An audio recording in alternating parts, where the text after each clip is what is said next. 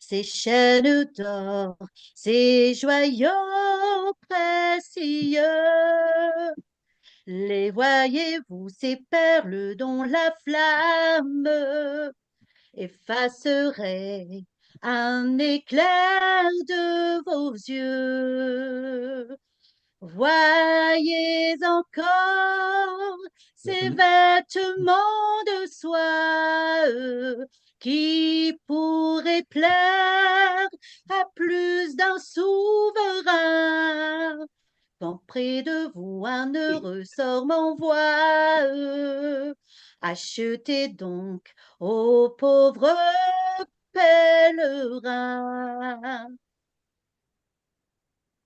La noble dame, la noble dame à l'âge où l'on est vaine, prit les joyaux, les quitta, les reprit, les enlaça dans ses cheveux d'ébène, se trouva belle, et puis elle sourit.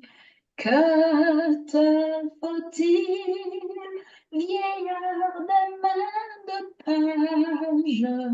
Dans un instant, tu vas le recevoir. Oh, pense à moi si ton pèlerinage te reconduit auprès de ce manoir.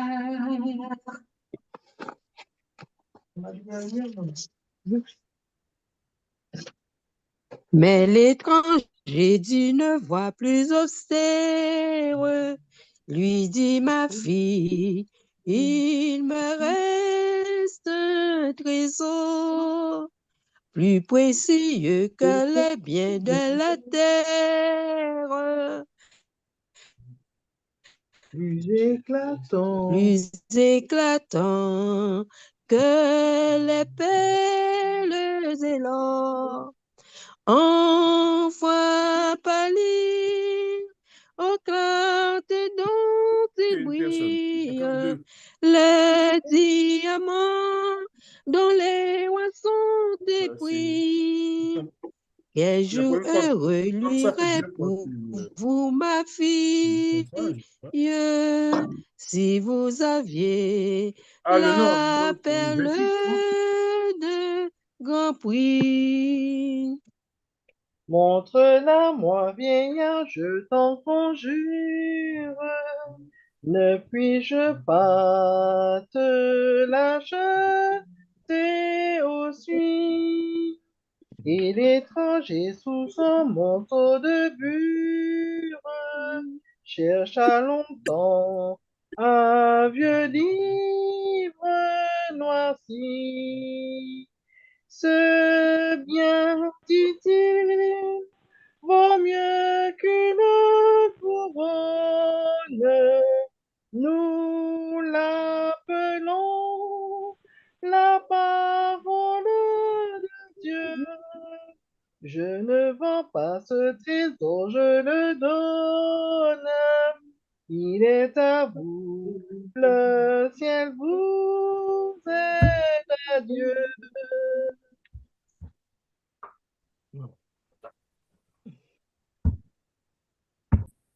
Il s'éloigna bientôt, la noble dame lui relut le livre du Vaudois. La vérité pénétra dans son âme et du Sauveur elle entendit la voix. Puis un matin, loin des tout crénelés, loin des plaisirs dont le monde était pris, on la trouva dans les humbles vallées où les Vaudois adorait Jésus-Christ. Très, très joli chant. Amen. Alors, le prochain chant, c'est le 500. Alors, je demanderai à chacun de fermer vos micros. N'oubliez pas qu'on peut vous entendre. Alors, le chant, pardon, c'est le 536, Sentinelle vigilante. Alors, c'est un chant qu'on m'a proposé, mais c'est un chant que je connais pas et que j'aurai sûrement le plaisir de vous entendre chanter. Alors, si vous connaissez, alors donnez à cœur joie. Il y a 3 strophes. Le 536, Sentinelle vigilante. Sentinelle vigilante, quelle est donc de la nuit? Dis à l'âme sonnelante que déjà le matin, lui, la nuit passe, le matin du grand jour, lui. Sentinelle, sois au poste jour et nuit. Sentinelle, sois au poste jour et nuit. Les gardes sur la muraille, nous l'ont dit, entendez-vous. Au loin gronde la bataille, tout est sombre autour de nous. La nuit passe, le matin du grand jour, lui. Sentinelle, sois au poste jour et nuit. Sentinelle, sois au poste jour et nuit.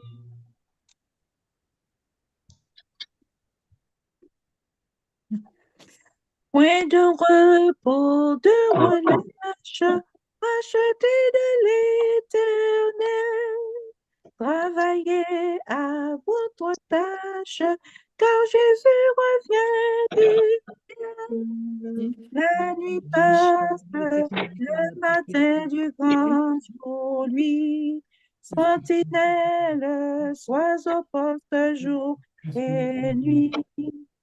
Sentinelle, sois au poste jour et nuit.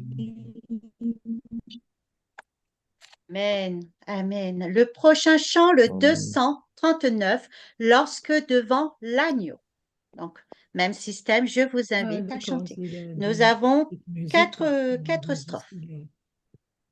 Ouvert musique. Lorsque devant l'agneau s'ouvrira le grand livre où sont inscrits les noms des coupables d'assaut. Dans le ciel pour jamais, nous aurons droit de vivre sous le regard de Dieu. Le repos sera doux. Serez-vous Peut-être que je peux.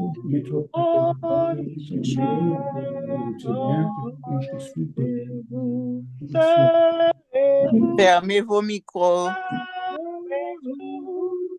S'il vous plaît.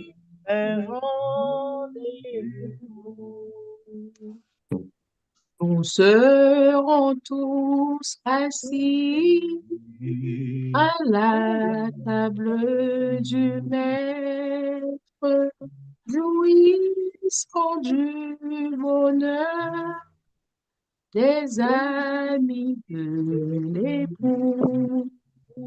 Comme il nous a connus, nous pourrons le connaître sous le regard de Dieu. L'amour sera bien doux. Serez-vous avec nous au divers rendez-vous? Serez-vous avec nous au divers rendez-vous. Du revoirai. Vas-y, mon frère. Nous connaîtrons les charmes pour ne plus les quitter. Nous retrouverons tous les amis dans la mort, nous entendons de l'âme sous le regard de Dieu. Le revoir sera doux. Serez-vous avec nous au divers rendez-vous?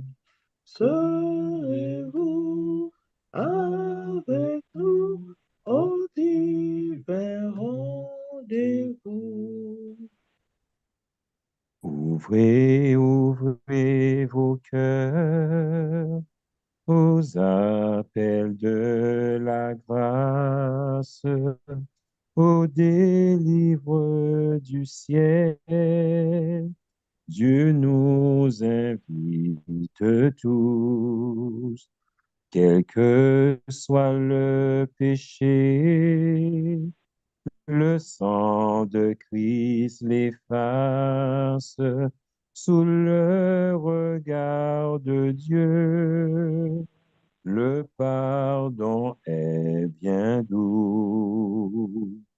Venez tous avec nous au divin rendez-vous. Venez tous avec nous au divin rendez-vous. Amen. Amen. Merci à tous. Et comme dit ce chant, vous êtes tous invités à ce merveilleux rendez-vous que Dieu nous donne. Et j'attire juste votre attention à vous responsabiliser sur vos micros. Donc, nous les bloquons pas parce que nous comptons sur vous, sur votre collaboration afin que chacun de nous puissions faire en sorte que tout se passe bien et que nous fermons nos micros afin que quand quelqu'un parle, il n'y a pas de problème parce que c'est parfois très désagréable et nous entendons vos affaires. Le but n'est pas que ça se passe ainsi. Alors, j'invite à chacun de vous de prier avec moi afin que nous puissions par la suite laisser la main à notre frère bien-aimé pour nous guider à travers ce moment sur la parole de Dieu. Prions ensemble.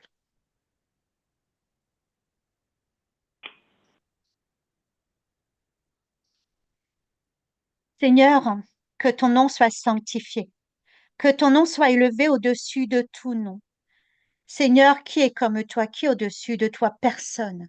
Tu es créateur du ciel, de la terre, tu es créateur de l'univers entier, tu es notre créateur. Seigneur, nous voici devant toi parce que tu as des choses à nous dire. Seigneur, nous voyons chaque jour des événements qui nous apprennent, Seigneur, que bientôt les choses vont se passer. Que, Seigneur, que nous approchons chaque jour, Seigneur, de cet événement que tu nous as promis afin que nous puissions nous préparer pour que tu puisses venir nous chercher. Seigneur, parle-nous, dispose nos cœurs, le cœur de chacun de nous afin que nous puissions comprendre et que nous puissions, Seigneur, intégrer ce que tu attends de nous.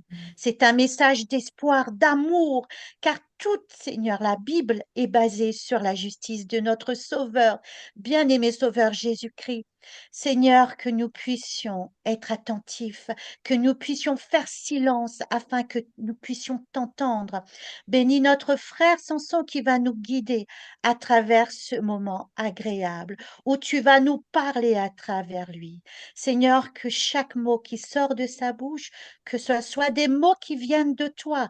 Alors nous t'invitons, Seigneur, à prendre possession de toutes choses, à contrôler toutes choses, afin que, Seigneur, que nous puissions être agréablement, Seigneur, guidés dans ta parole. C'est au nom du Seigneur Jésus-Christ pour ta gloire. Nous t'avons prié. Amen.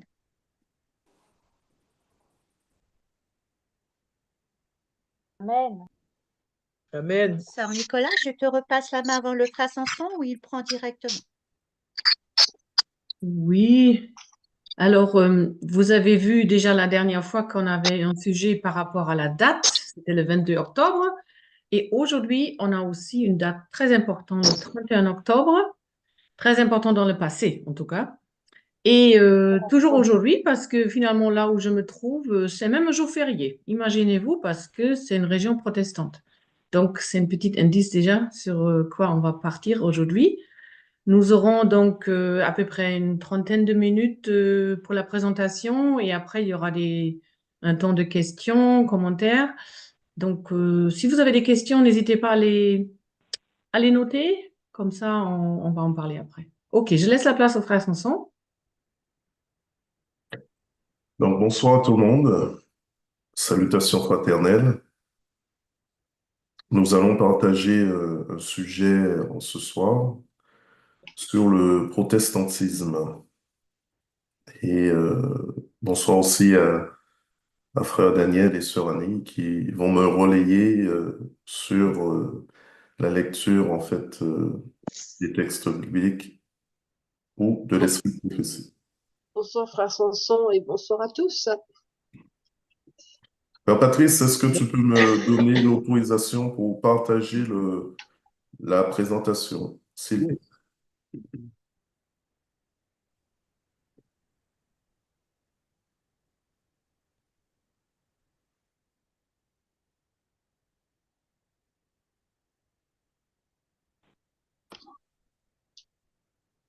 C'est bon, Samson. Merci, frère Patrice.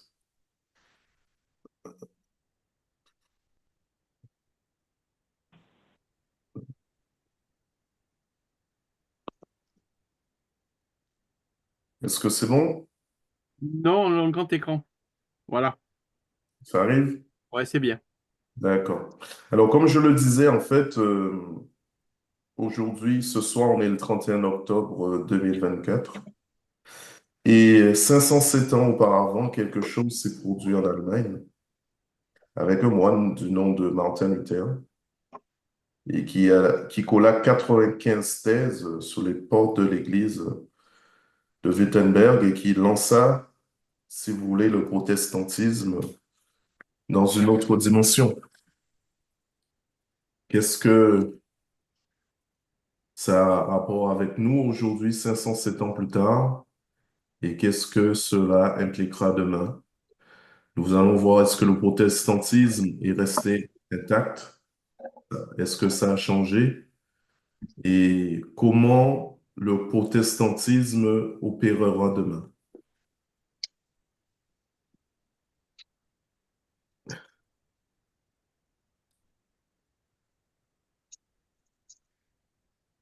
Alors, comme je disais, le 31 octobre 1517, veille de la Toussaint, Martin Luther, en présence d'une foule de fidèles, va afficher sur les portes de l'église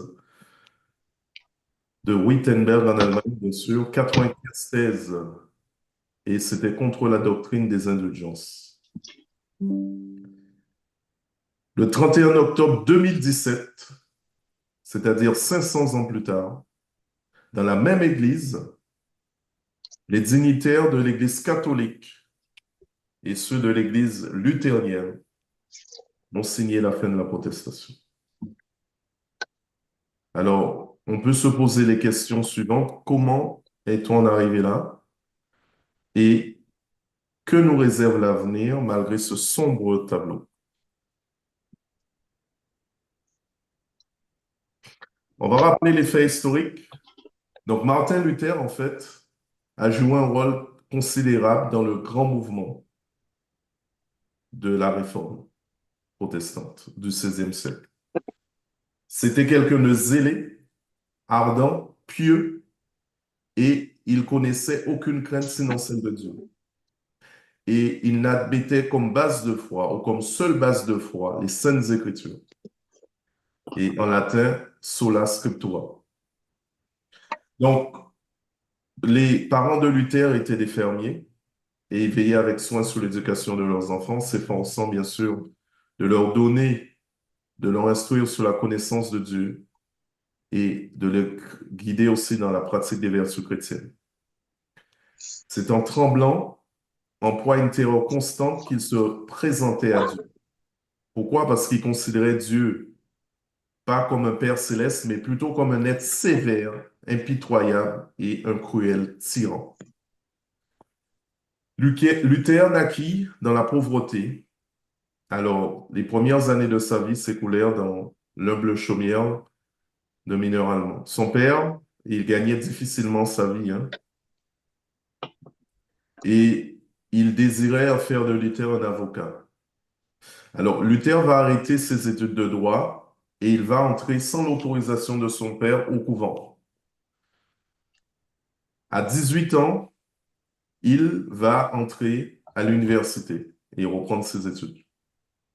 Alors, constamment conscient de son besoin des directions du secours d'en haut, il commençait chacune de ses journées par la prière et vivait dans une attitude d'intercession. Bien prier, disait-il, est plus qu'à moitié étudier. Et en parcourant la bibliothèque de l'université où il était, Luther va trouver un exemplaire des Saintes Écritures. Bien sûr, cet exemplaire est en latin. Et son désir, en fait, c'était de s'affranchir du péché et de trouver la paix avec Dieu.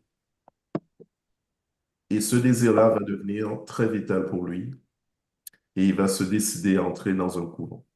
Donc, on peut retracer ça dans Tragédie des siècles, page 527, page 127 à 130. Frère Daniel, je vais te laisser lire la page 158 de Tragédie des siècles. La réforme n'a pas pris fin avec Luther, comme beaucoup le supposent. Elle doit se poursuivre jusqu'à la fin de l'histoire de l'humanité. Luther avait une grande tâche, celle de communiquer au monde la lumière que Dieu avait brillé sur son sentier, et pourtant, il ne la possédait pas tout entière. De son temps à nos jours, des lumières nouvelles n'ont cessé de jaillir des pages des Saintes Écritures. Tragédie des siècles, chapitre 8, page 158, deuxième paragraphe. Alors, nous apprenons ici que Luther avait une grande tâche. Donc, il devait communiquer la lumière au monde, la lumière qui brilla sur son sentier, même s'il ne la possédait pas complètement. Mais il est dit que de son temps à notre temps, les lumières nouvelles n'ont cessé de briller des pages des Saintes Écritures. Ça veut dire, frères et sœurs, que la vérité évolue avec le temps. Et que la vérité à l'époque de Luther n'est pas la vérité à notre époque. 2 Thessaloniciens 2, versets 3 et 4 nous dit ceci. Que personne ne vous séduise d'aucune manière, car il faut que l'apostasie soit arrivée auparavant, et qu'on ait vu paraître l'homme de péché, le fils de la perdition, l'adversaire qui s'élève au-dessus de tout ce que l'on appelle Dieu ou de ce qu'on adore, jusqu'à s'asseoir dans le temple de Dieu, se proclamant lui-même Dieu. 2 Thessaloniciens, chapitre 2, versets 3 et 4. Alors, le commentaire que Sir White fait sur ce passage, on le trouve dans la Tragédie des siècles à la page 49.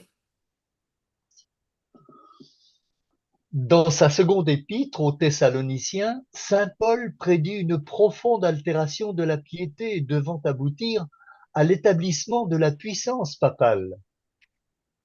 Il déclare que le Seigneur ne reviendra pas avant que l'apostasie soit arrivée et qu'on ait vu paraître l'homme du péché, le fils de la perdition, l'adversaire qui s'élève au-dessus de tout ce qu'on appelle Dieu ou de ce qu'on adore, jusqu'à s'asseoir dans le temple de Dieu, se proclamant lui-même Dieu.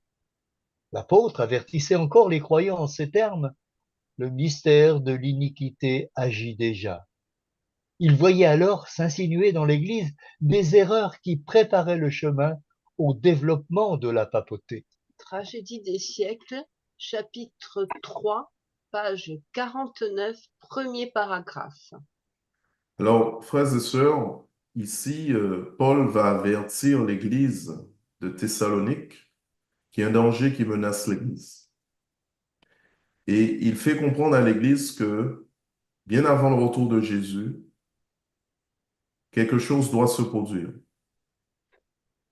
Un personnage doit faire son apparition dans l'histoire de l'Église et dans l'histoire du monde. Il le qualifie comme étant l'homme du péché, le fils de la perdition, l'adversaire qui s'élève au-dessus de tout ce qu'on appelle Dieu. On parlera un peu plus tard dans la présentation de ce personnage. Mais à son époque déjà, l'apôtre Paul disait que le ministère de l'iniquité agit déjà à l'époque de l'Église primitive. Voyons la suite. Daniel 7, verset 25. Il prononcera des paroles contre le Très-Haut. Il opprimera les saints du Très-Haut. Et il espérera changer les temps, le calendrier, et la loi, le sabbat. Et les saints seront livrés entre ses mains pendant un temps, c'est-à-dire 360 ans, des temps, 720 ans, et la moitié d'un temps, 180 ans. Daniel chapitre 7, verset 25. Nous lirons également Ézéchiel 4 et le verset 6. Je t'ai assigné un jour pour chaque année. Ézéchiel chapitre 4, verset 6. Alors, nous avons lu dans Daniel 7, 25 la prophétie des 1260 années au travers d'un temps, 2 temps et la moitié d'un temps. Ce qui nous donne 3 ans et demi prophétiques et ce qui nous donne 1260 années. Donc, puisque un temps est égal à 360 ans, 2 temps, 720 et la moitié d'un temps, 180. Donc, pendant ce temps-là, en fait, l'homme de péché, ou encore le fils de la perdition, devait régner sur le monde entier. Donc, nous allons lire Daniel 8 et le verset 9 à 12. De l'une d'elles sortit une petite corne qui s'agrandit beaucoup vers le midi, vers l'Orient et vers le plus beau des pays. Elle se leva jusqu'à l'armée des cieux. Elle fit tomber à terre une partie de cette armée et des étoiles. Elle les foula. Elle se leva jusqu'au chef de l'armée et lui enleva le perpétuel et renversa le lieu de son sanctuaire. L'armée fut livée avec le perpétuel à cause du péché. La corne jeta la vérité par terre et réussit dans ses entreprises. Daniel chapitre 8, verset 9 à 12. Donc, nous remarquons ici que l'homme du péché, symbolisé par la petite corne, va réussir dans ses entreprises durant ce temps qui lui a été accordé plutôt, 1260 années. Donc, cette puissance-là, en fait, va s'élever jusqu'au chef de l'armée et lui enlever le sacrifice. Ou encore pardon, pas le sacrifice, mais le perpétuel. Le sacrifice a été rajouté dans le texte par les hommes. Donc, le perpétuel, donc, faut entendre par le perpétuel le sabbat. Il renversa le lieu de son sanctuaire. Donc, pendant le temps qui lui était accordé à cette puissance, elle prospéra pendant les 1260 années. Donc, Apocalypse 12, verset 14, nous dit que pendant ce temps-là, Et les 2 ailes du grand aigle furent données à la femme, afin qu'elle s'envolât au désert vers son lieu où elle est nourrie un temps, des temps et la moitié d'un temps, loin de la face du serpent. Apocalypse chapitre 12, verset 14. et Apocalypse 13, 5 nous dit ceci. Et il lui fut donné une bouche qui proférait des paroles arrogantes et des blasphèmes, et il lui fut donné le pouvoir d'agir 42 mois. Apocalypse chapitre 13, verset 5. Alors, pour comprendre, pour savoir de quelle période on parle, effectivement, on parle de 1260 années, mais il faut qu'on sache quand est-ce que cette période a débuté et quand est-ce elle s'est terminée. Donc, Tragédie des siècles, page 476. Il lui fut donné le pouvoir d'agir pendant 42 mois. Le prophète ajoute L'une de ces têtes fut comme blessée à mort. Et encore, si quelqu'un mène en captivité, il ira en captivité. Si quelqu'un tue par l'épée, il faut qu'il soit tué par l'épée. Les 42 mois sont identiques à la période de un temps des temps et la moitié d'un temps. 3 années et demie ou 1260 jours de Daniel, et pendant lesquels la papauté devait opprimer le peuple de Dieu. Nous l'avons déjà dit dans les chapitres précédents, cette période a commencé avec la suprématie papale en l'an 538 de notre ère et s'est terminée en 1798. C'est alors que le pape fut fait prisonnier par les troupes françaises et que la papauté reçut une blessure mortelle. Ainsi s'accomplit cette prophétie, si quelqu'un mène en captivité, il ira en captivité. Tragédie des siècles, chapitre 25, page 476, premier paragraphe. Donc, cette période des 1260 années, ou encore des 42 mois, ou encore un temps, des temps et la moitié d'un temps, ou encore les 1260 jours, renvoie à la même période, c'est-à-dire de 538 à 1798, où l'homme de péché, ou encore la petite corne, a régné.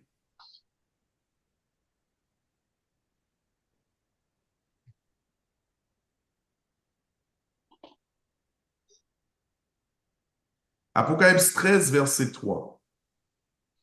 Et je vis l'une de ces têtes comme blessée à mort. Apocalypse chapitre 13, verset 3. Donc,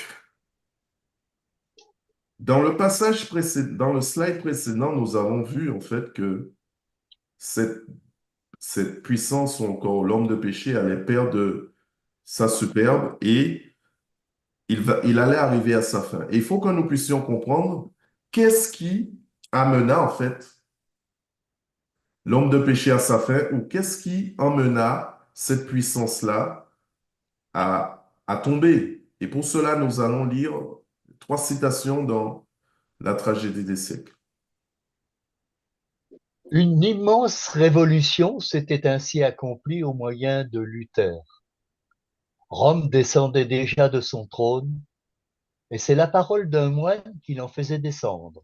Alors, juste, frère Daniel, avant que tu lises le deuxième passage, je voulais juste faire un petit commentaire en disant que c'est la parole de moine qui faisait descendre Rome de son trône. C'est pas l'armée, c'est pas la guerre, c'est pas les cavaliers, ce sont les paroles de moine. Donc, cette déclaration est extraite de la tragédie des siècles, chapitre 8, page 163, troisième paragraphe. La République des Chrétiens, ancienne porte-parole du gouvernement. Dans un instant, la méthode des liens avant votre série Pasteur Crime. Il y a un micro d'ouvert. Tragédie des siècles, page 170.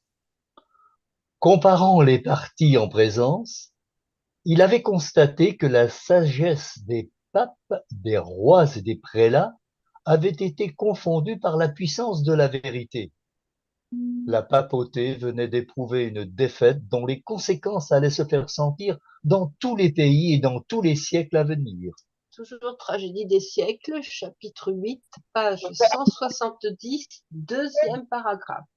Ici, dans cette citation, nous apprenons que rien ne peut aller au-delà de la sagesse divine. Même la sagesse des hommes les plus instruits doit se courber devant la sagesse divine. Et dernière citation de ce slide. Je veux prêcher, je veux parler, je veux écrire, mais je ne veux contraindre personne, car la foi est une chose volontaire. Voyez ce que j'ai fait. Je me suis élevé contre le pape, les indulgences et les papistes, mais sans tumulte et sans violence. J'ai mis en avant la parole de Dieu, j'ai prêché, j'ai écrit, je n'ai pas fait autre chose. Et tandis que je dormais, cette parole que j'avais prêchée a renversé le papisme, tellement que jamais ni prince ni empereur ne lui ont causé tant de mal. Je n'ai rien fait. C'est la parole seule qui a tout fait. Tragédie des siècles, chapitre 10, page 198, deuxième paragraphe.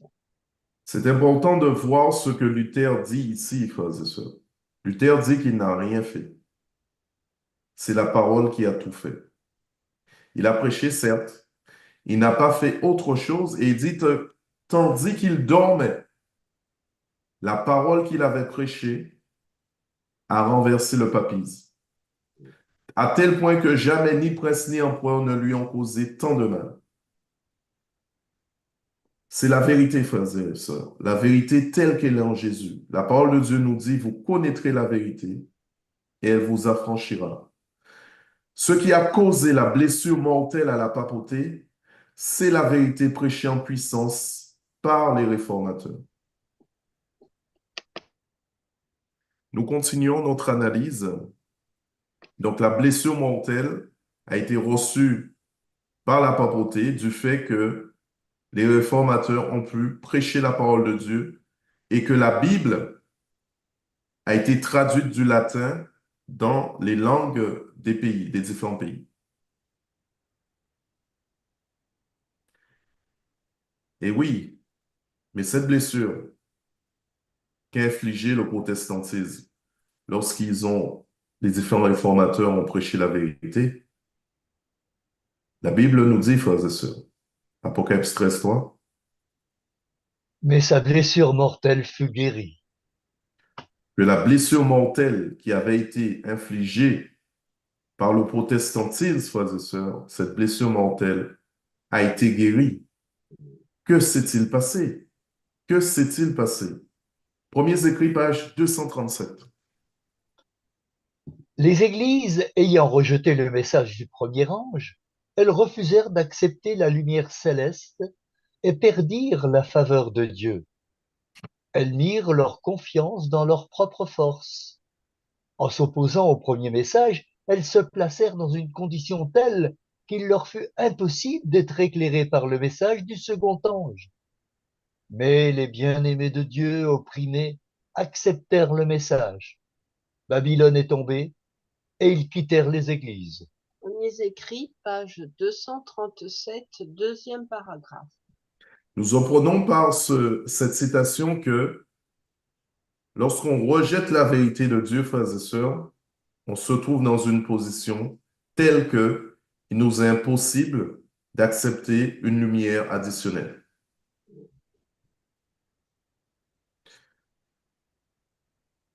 Et nous avons dit tout à l'heure que la blessure mortelle avait été causée par la prédication de la vérité par les réformateurs ou par le protestantisme de l'époque. Si le protestantisme de l'époque, grâce à Dieu, infligea et maintint la blessure ouverte, la guérison de la blessure signifiait la chute ou l'apostasie du protestantisme. En 1844, quand les églises nominales, c'est-à-dire les églises qui existaient à l'époque, ont rejeté la vérité présente prêchée par le frère William Miller. Le second ange, dans Apocalypse 14, verset 8, disait que Babylone est tombée ou était tombée. La blessure mortelle, frères et sœurs, aurait pu être guérie à ce moment. Mais qu'est-ce que Dieu fit? Il suscita providentiellement l'Église adventiste du 7e jour.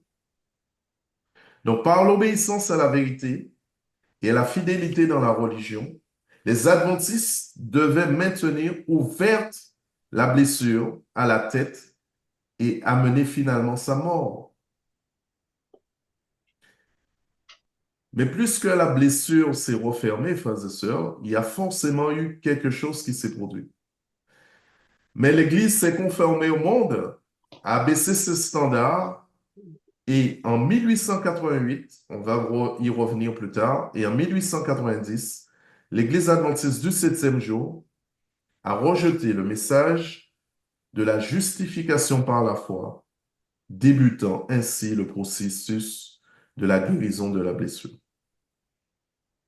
Comme en 1798, La captivité du pape fut un signe que la blessure mortelle était déjà infligée. Aussi, durant l'année 1929, le 11 février, le gouvernement italien conduit par Benito Mussolini restaura son pouvoir temporel, c'est-à-dire le pouvoir civil, et restitua la ville du Vatican au pape. Ce fut un signe que l'Église adventiste du septième jour s'était détournée de son chef Christ et qu'elle retournait résolument en Égypte.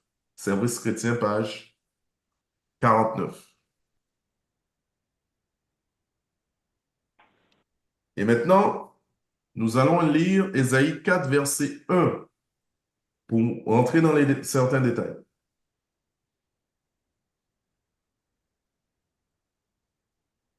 Et 7 femmes saisiront en ce jour un seul homme et diront, nous mangerons notre pain et nous nous vêtirons de nos habits. Fais-nous seulement porter ton nom, enlève notre opprobre. Ésaïe chapitre 4, verset 1er. Alors, dans le verset premier d'Ésaïe 4, il est question de 7 femmes qui vont saisir en un jour, un homme. Et ces femmes vont demander, elles vont toutes demander que cet homme leur laisse manger leur propre pain et de s'habiller comme elles veulent. Mais elles requièrent 2 choses de cet homme. Elles veulent porter son nom et elles veulent que cet homme enlève leur opprobre. Alors, essayons de comprendre ce que Dieu nous dit ici. Les 7 femmes représentent les 7 églises. Et on va lire pour cela Tragédie des siècles, page 411. Le terme Babylone dérive du mot Babel, qui signifie confusion. Il est employé dans l'Apocalypse pour désigner les différentes formes d'une religion fausse ou apostate. Au XVIIe chapitre, Babylone est représentée sous le symbole d'une femme, image que les Écritures emploient pour désigner une église, une femme chaste quand il s'agit d'une église pure, une femme corrompue quand il s'agit d'une église apostate. Tragédie des siècles, chapitre 21, page 411, deuxième paragraphe. Donc, sur la base de cette citation, nous comprenons que les femmes, en fait, les 7 femmes ici, dans Ésaïe 4, représentent les 7 églises. Et les 7 églises, nous les retrouvons dans Apocalypse chapitre 2 et chapitre 3. Donc, les 7 églises demandent à cet homme. Qui est cet homme? Eh bien, l'homme a la capacité d'enlever l'opprobre, c'est-à-dire il a la capacité d'enlever les péchés. Selon Jean 1, 29, Jésus-Christ, c'est l'agneau de Dieu qui ôte le péché du monde. Donc, ces 7 femmes, donc ces 7 églises, les 7 églises d'Apocalypse, chapitres 2 et 3, vont demander à Jésus de manger leur propre pain, de s'habiller comme elles le désirent, mais elles veulent porter le nom de chrétien et elles veulent que Jésus-Christ enlève leur iniquité ou leur péché. Donc, le pain, selon Matthieu 4, verset 4, frères et sœurs, c'est la parole de Dieu. On comprend que ces églises refusent la parole de Dieu. L'habit, frères et sœurs, selon la parabole de Jésus qu'on va lire 270, c'est l'habit, c'est la justice du Christ. L'habit des noces de la parabole représente le caractère pur et sans tache des vrais disciples du Christ. Il a été donné à l'Église de se revêtir d'un fin lin, éclatant, pur, sans tache ni ride, ni rien de semblable. Le fin lin, disent les Écritures, ce sont les œuvres justes des saints. C'est la justice du Christ, son caractère irréprochable qui est communiqué par la foi à tous ceux qui le reçoivent comme leur sauveur personnel. Parabole de Jésus, chapitre intitulé Sans l'habit de noces, page 270, deuxième paragraphe. L'habit, c'est la justice du Christ. Et le nom que veulent porter ces femmes, puisque l'homme c'est Jésus, elles veulent porter le nom de chrétien ou de chrétienne, puisqu'il s'agit de femmes. Et l'opprobre, bien sûr, c'est le péché, selon Romains 6, verset 23. Donc, résumons, frères et sœurs.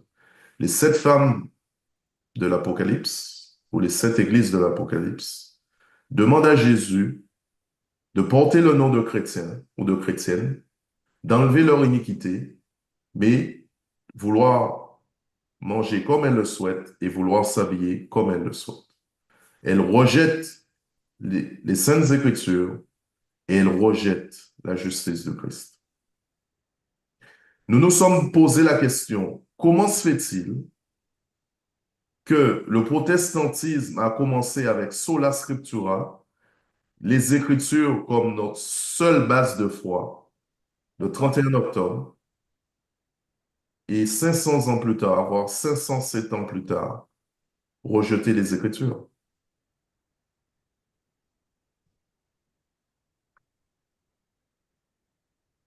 Ici, frères et sœurs, nous allons voir que Luther n'a pas été le seul réformateur que Dieu a choisi. Nous avons lu en fait que les ailes du grand aigle ont été données à la femme pour qu'elle puisse fuir dans le désert et qu'elle soit nourrie un temps, des temps et la moitié d'un temps. Pendant les 1260 années.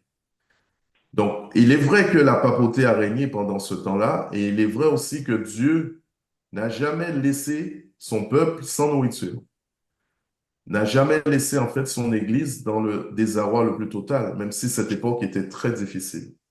Donc, tour à tour, Dieu va ramener cette vérité que nous avons lue dans Daniel chapitre 8, que la petite corne avait jetée par terre et avait piétiné.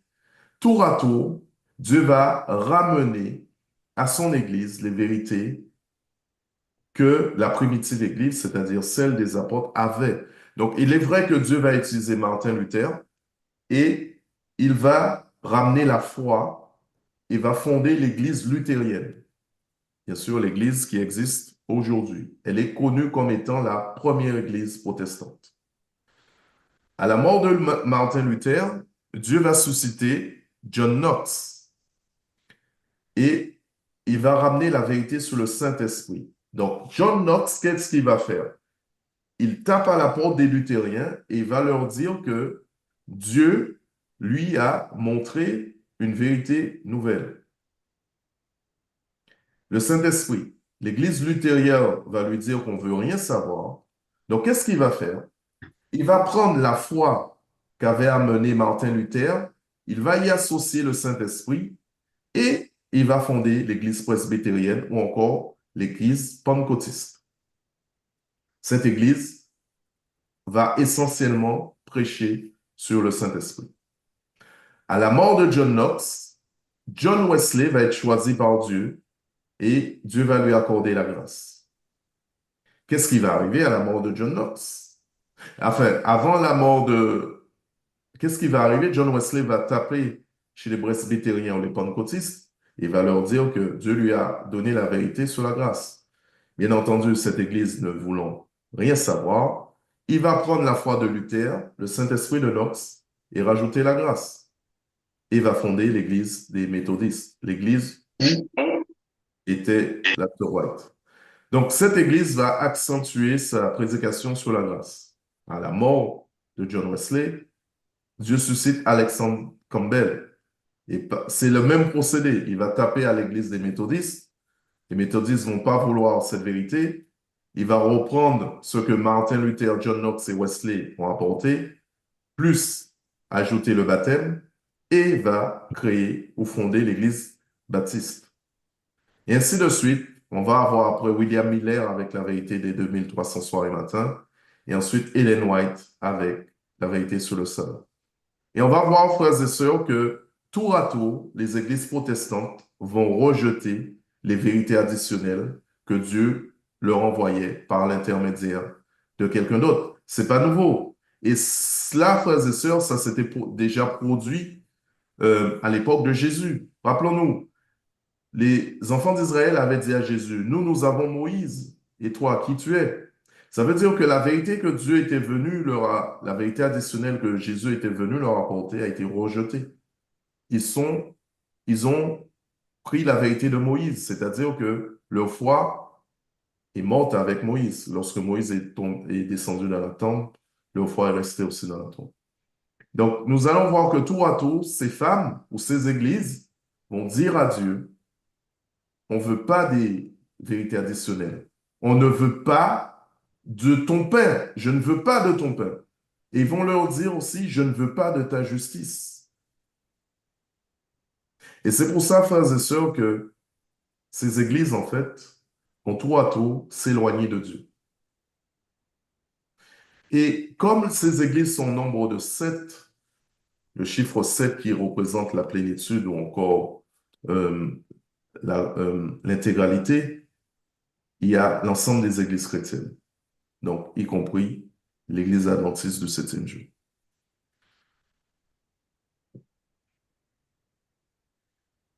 Alors, ces passages, vous allez retrouver pour Martin Luther dans Tragédie des siècles, pages 125 à 178.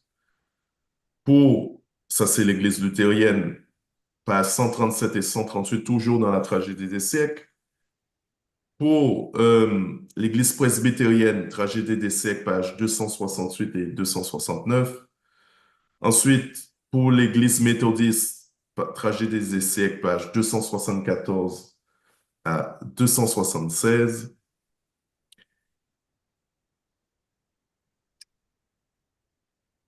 Et ensuite, on va lire un passage avant de lire le passage dans 2 Corinthiens 5:10, on a aussi la Tragédie des siècles, pages 343 à 383, où il est question de William Miller et il est question d'Ellen White aussi.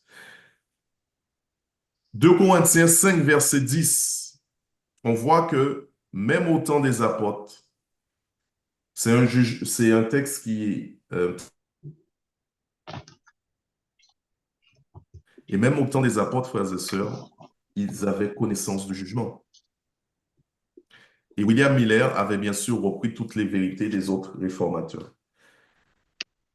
Nous arrivons à l'église adventiste du 7e jour. Parce que je disais tout à l'heure, les 7 femmes ont dit à Christ, on ne veut pas du pain, de ton pain. On ne veut pas des saintes écritures. Et on ne veut pas des habits. On ne veut pas de ta justice. On veut seulement porter un nom chrétien. Et on veut que notre péché soit enlevé. En fait, on ne veut pas être des chrétiens de profession, mais on veut être des chrétiens de nom. Et maintenant, on arrive, comme je dis, au niveau de l'église adventiste du 7e jour. Lisons ce qui se passe dans Message choisi, le volume 1er, à la page 276. Le refus d'abandonner les idées préconçues et d'accepter la vérité explique en grande partie l'opposition qu'a rencontrée à Minneapolis le message du Seigneur présenté par les frères Wagoner et Jones. En suscitant cette opposition, Satan a réussi dans une grande mesure à priver notre peuple de la puissance extraordinaire du Saint-Esprit que Dieu désirait ardemment lui communiquer. L'ennemi a empêché d'obtenir cette efficience qui aurait pu caractériser la proclamation de la vérité au monde, ce qui aurait renouvelé l'expérience faite par les apôtres après la Pentecôte. On a résisté à la lumière qui doit illuminer le monde entier de sa gloire, et ce sont quelques-uns de nos propres frères qui ont contribué pour une grande part à priver le monde de cette lumière. Message choisi, volume 1er, chapitre 31, page 276, premier paragraphe. Chaque fois que je lis ce passage, j'ai mal parce que il est dit que on a résisté. C'est la fin de ce passage qui fait très mal puisque il est dit qu'on a résisté à la lumière qui doit illuminer le monde entier de sa gloire. Et ce sont quelques-uns de nos propres frères qui ont contribué pour une grande part à priver le monde de cette lumière. Ça nous fait réfléchir, frères et sœurs. Ça veut dire que nous pouvons être des obstacles à la propagation de la lumière. Nous pouvons bloquer la lumière que Dieu désire ardemment communiquer, soit à son Église, soit au monde. Prions le Seigneur, frères et sœurs, pour que ce ne soit jamais le cas pour aucun d'entre nous. Alors, frères et sœurs, le message de John C. Wagoner prêché à Minneapolis lors de la session de la conférence générale de l'Église adventiste du 7e jour en 1888, a reçu ou a rencontré de l'opposition. Et il dit que Satan, frères et sœurs, Satan a réussi dans une grande mesure à priver notre peuple de la puissance extraordinaire du Saint-Esprit que Dieu désire ardemment lui communiquer. C'est-à-dire qu'en 88, Dieu voulait communiquer à son Église de l'époque, la seconde Pentecôte. Mais malheureusement, l'ennemi a utilisé des frères influents pour empêcher à la lumière d'arriver à son peuple. Qu'en est-il aujourd'hui, frères et sœurs? Est-ce que le même procédé s'applique à nouveau? Alors, quelques dates, rapidement, on va passer en revue quelques dates marquantes pour l'Église adventiste, mais également pour les églises protestantes. Frère Daniel? Oui. Alors, on va commencer par 1888, mais notre frère en a parlé. C'est le message de la justice du Christ prêché par les pasteurs John T. Waggoner, très mal accueilli à la session par les dirigeants de la conférence générale réunis en session à Minneapolis. En 1890, rejet du message de la justice du Christ par les délégués adventistes réunis en session à San Francisco. le 11 février 1929, Le gouvernement de Benito Mussolini, avec la signature des accords de Latran, redonne l'autorité civile au pape et la ville du Vatican. 1948, Statut d'observateur consultant au Conseil œcuménique des chrétiens. 1957, Publication du livre Questions on doctrine. Ce livre a fait beaucoup de tort à l'œuvre puisque la vérité a été diluée pour mieux se faire accepter des protestants.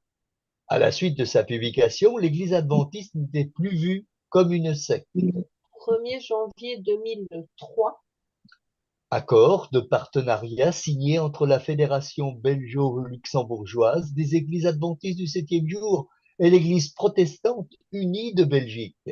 11 mars 2006, L'Union des fédérations des Églises adventistes du 7e jour de la France devient membre de la Fédération protestante de France. Elle doit verser 1,7 € par membre à titre de cotisation. Cette cotisation est prélevée sur les offrandes. 21 septembre 2013, Première ordination d'une femme pasteur à La Haye, aux Pays-Bas. 31 octobre 2017, Pour les 500 ans du protestantisme depuis Martin Luther, les hauts dignitaires de l'Église catholique et de l'Église luthérienne se sont rencontrés à Wittenberg en Allemagne pour célébrer les 500 ans de la Réforme et mettre fin à la protestation. 25 janvier 2020, Signature d'une charte œcuménique par un pasteur adventiste à Bologne, en Italie. La division intereuropéenne désapprouve cette signature réalisée par un dirigeant local un mois plus tard. 7 janvier 2023, Sasa Kujjevic, pasteur de l'église d'Hambourg en Allemagne, révèle sa bisexualité lors d'une prédication à l'église adventiste. Il n'a pas été sanctionné par sa hiérarchie. Il est toujours pasteur de cette église. 29 juillet 2023, Célébration faite en l'honneur d'un couple gay dans cette même église par ce même pasteur. Donc, on aurait pu donner plusieurs autres dates, mais on a, bon, pris par le temps, on a sélectionné quelques-unes. Et on a déjà parlé de 88 et 90. Et comme on a dit, le rejet du message de la justice du Christ, de la justification par la foi, va entamer la guérison de la blessure. Et c'est ainsi qu'en 1929, le pape va retrouver son autorité civile avec les accords de Latran et va avoir la ville du Vatican. 1957, frères et sœurs, le livre Question on Doctrine va sortir, écrit par beaucoup de représentants adventistes. Donc, ce livre-là va causer du tort à l'œuvre. Pourquoi? Parce que avant cette date, les adventistes étaient vus par l'Église catholique et les églises protestantes comme étant une secte. Et l'Église adventiste, voulant en fait ne plus être considérée comme secte, va sur certains points en fait diluer la vérité pour faire en sorte d'être mieux acceptée par les églises protestantes de l'époque et l'Église catholique. Il est vrai que à la sortie de ce livre, après la sortie de ce livre, l'Église adventiste n'était plus considérée aux États-Unis comme une secte. 2006, 11 mars, date que les adventistes français ont sûrement en tête, l'adhésion de l'Union des fédérations des églises adventistes du 7e jour de France à la FPF, la Fédération protestante de France. Et le SAID le rappelait, il y a une cotisation d'1,7 € qui est versée par membre à titre de cotisation à cette fédération. Ensuite, on passe sur l'ordination de la femme à La Haye, la première ordination de la femme pasteur. Et bien sûr, l'événement du 31 octobre 2017, les 500 ans de la réforme protestante, qui aurait dû être une fête, mais en fait, qui a entraîné la fin de la protestation, qui a entraîné une réconciliation entre l'Église luthérienne, la première Église mondiale protestante, et l'Église catholique romaine, mettant ainsi, comme ils le disent, fin à la protestation. Alors, avec tous ces événements, frères et sœurs, on peut se demander, mais qui sont les protestants d'aujourd'hui? Si Martin Luther existait à notre époque, qu'aurait-il dit? Qu'aurait-il fait?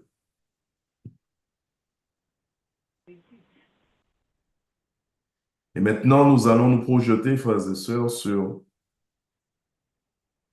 le protestantisme de demain.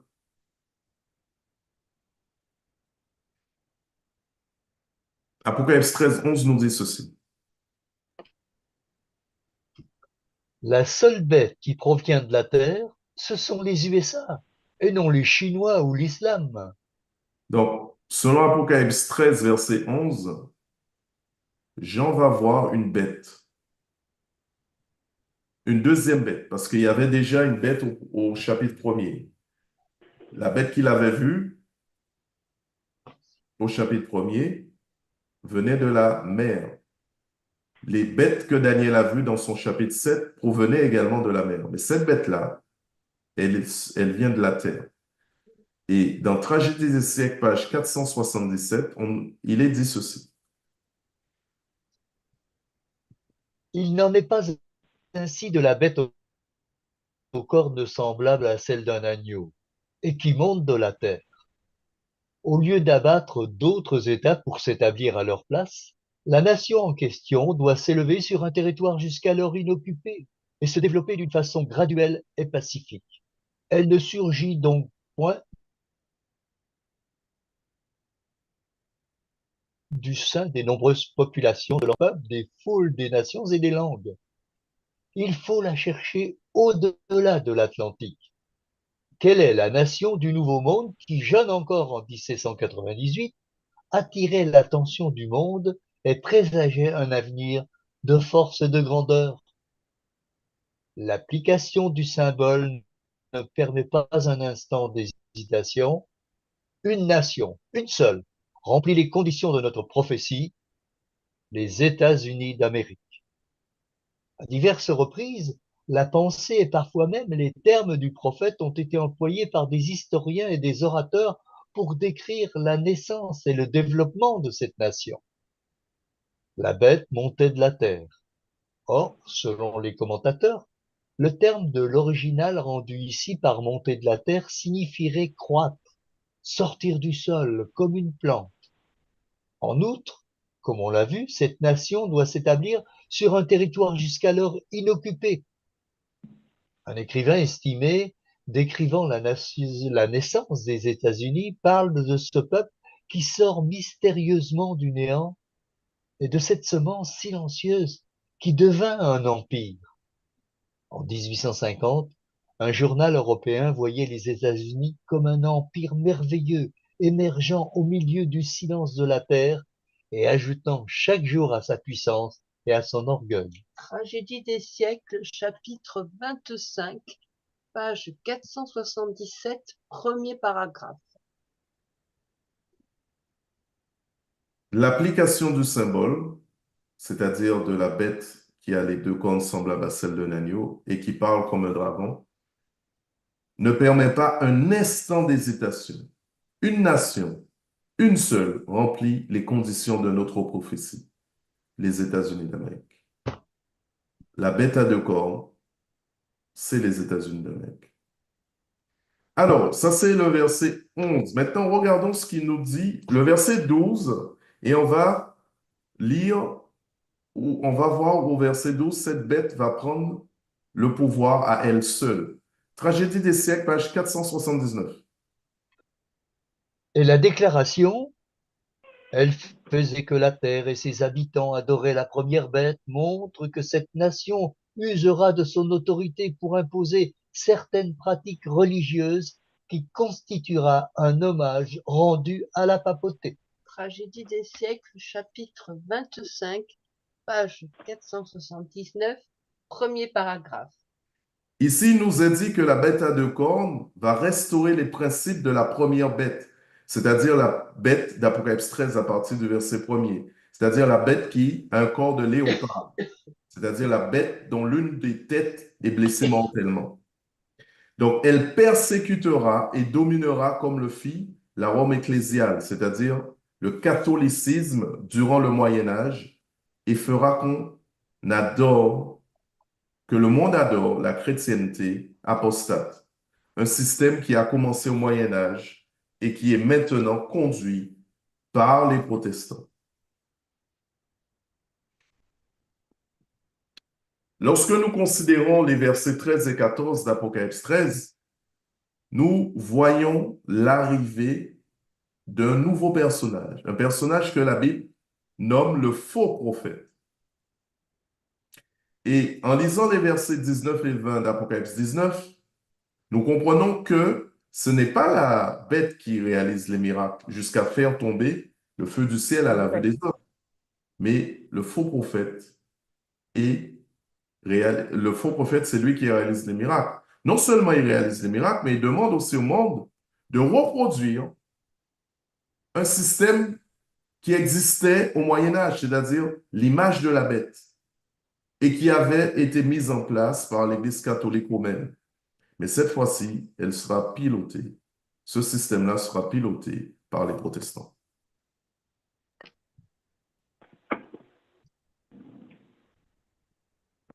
Apocalypse 13, versets 15 à 18. L'arrivée du 666.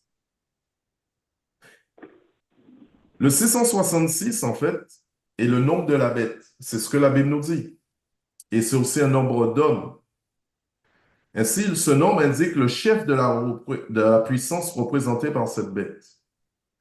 Donc, il doit être un dictateur politique qui va promulguer des lois pour persécuter ceux qui refuseront la marque de la bête.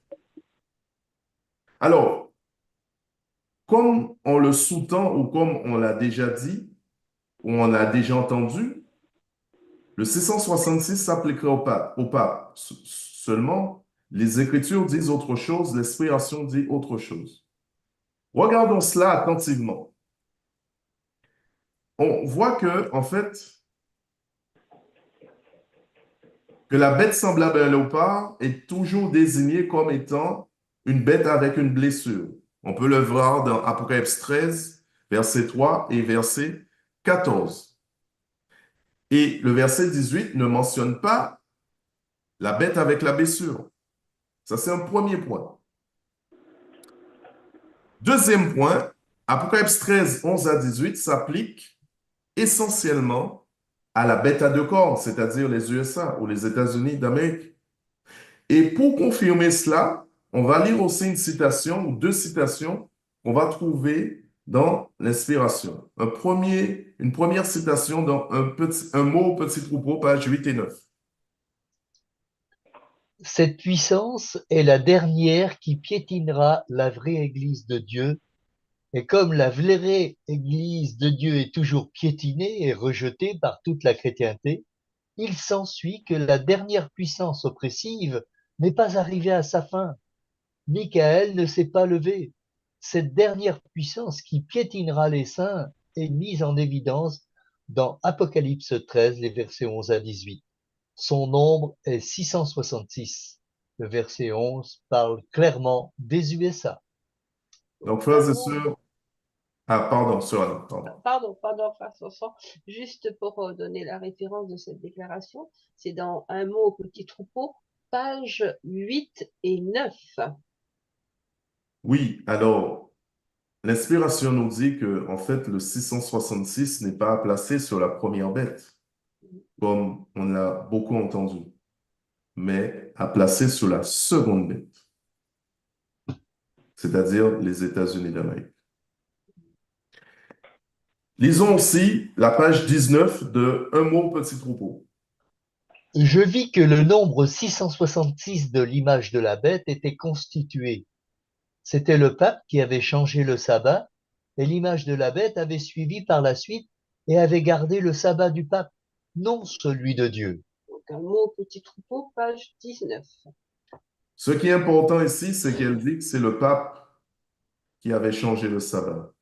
Et l'image de la bête avait suivi par la suite et avait conservé ou gardé ou observé le sabbat du pape, pas celui de Dieu. Mais c'est qui l'image de la bête? Message choisi, volume 2, page 436 et 437. L'image de la bête est principalement mise en évidence comme étant le monde protestant. Message choisi, volume 2, page 436-437. Donc, frères et sœurs, l'image de la bête est principalement mise en évidence comme étant le monde protestant. En d'autres termes, frères et sœurs, que la marque de la bête va être mise en place, frères et sœurs, par les protestants.